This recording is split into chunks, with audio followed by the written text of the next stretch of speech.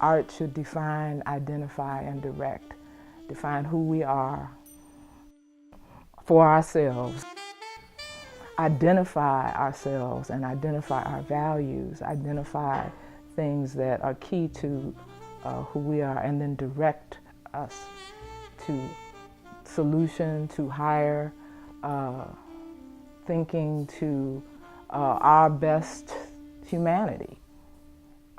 So those are the things I learned through that kind of participation, and the people who were involved at the time were just giants. You know, like I said, Jacob Lawrence, Elizabeth Catlett couldn't get a visa to participate in it, so we had to hear her keynote over the phone long distance at the time. And Jeff was like really concerned that, you know, just because he had gone through the wall of respect, and we're in a revolution. I mean, it was, the revolution was happening in '67 and '66, and it was an arena of people that came through Chicago, like Haki, that were organizing and doing things and providing cultural stimulation for people. That I was just on the scene. I was there. I was, you know, Barbara Ann Tears, who was a theater person, Emira Baraka, the Last Poets, the Pharaohs, a lot of major Black arts personnel came through Chicago in those times, or I was exposed to either through Nelson and through being a student in that era. And I was just trying to soak it all up.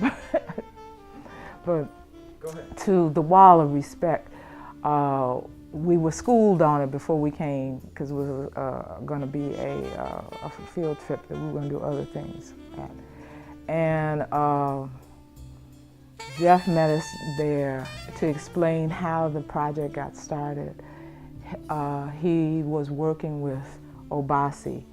At the time, this was a collective, I think Hoyt Fuller, Aki was a part of Obasi, but some of the founders of it were Hoyt and William Walker, who's a painter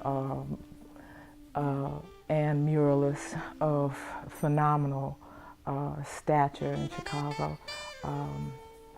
Gwendolyn Brooks, Carolyn Rogers, some of the giant writers and poets at the time were part of Obasi, but they had a visual arts arm that Jeff started to organize.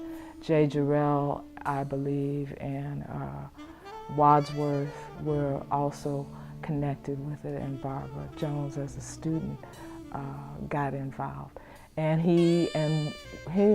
Jeff and William Walker came together to really structure it and bring people in and discuss the kinds of imagery that was going to be a part of it and why it was going to be.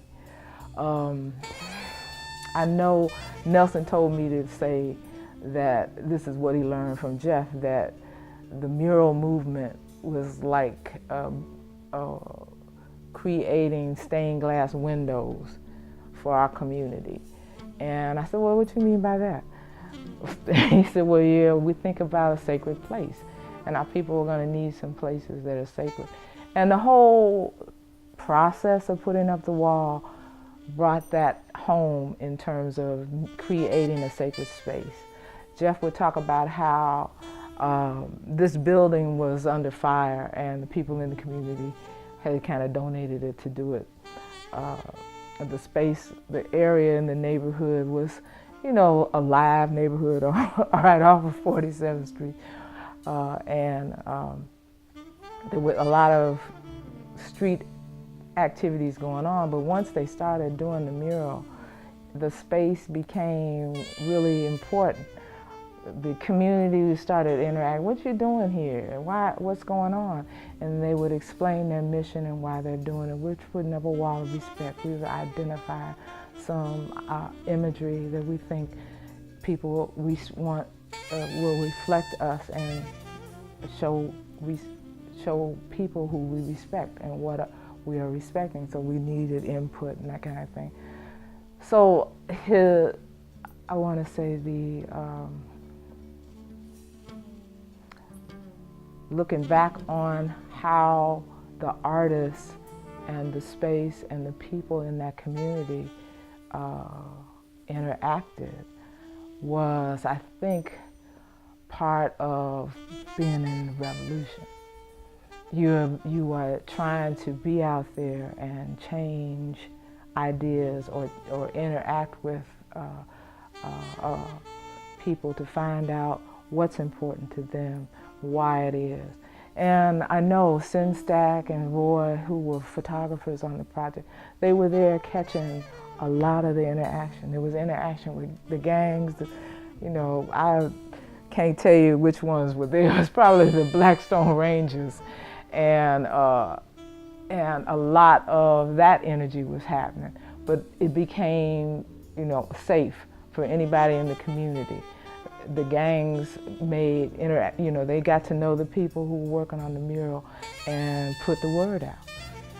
At the same time, the city officials, the police, the FBI, folks were seeing black people collect and congregate and get along and not fight. So something suspicious is happening, and there was people, and Jeff was like very paranoid, not paranoid, but cautiously aware that that kind of activity is going on. So there would be people, FBI or police informants or folks trying to find something to bring the project down, but they couldn't.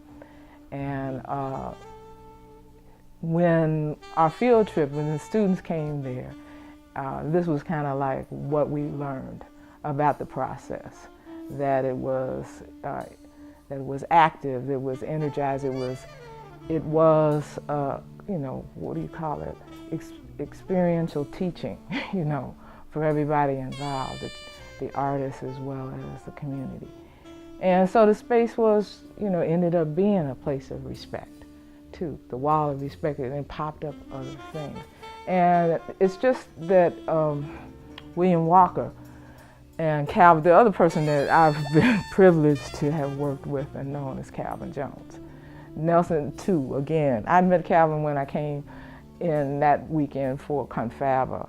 And just from the side saw him over there, and he had just quit his job. The story was, this is his brother, he was making buck working for Hallmark, quits his job and to become an artist. He don't want to compromise his art, and he gonna be an art. And then he had worked with Burrell and Haki and setting up a lot of the early publication and graphic stuff of Black Books Bulletin and things like that. But he was also an incredible muralist that I worked with, throughout a period of my life.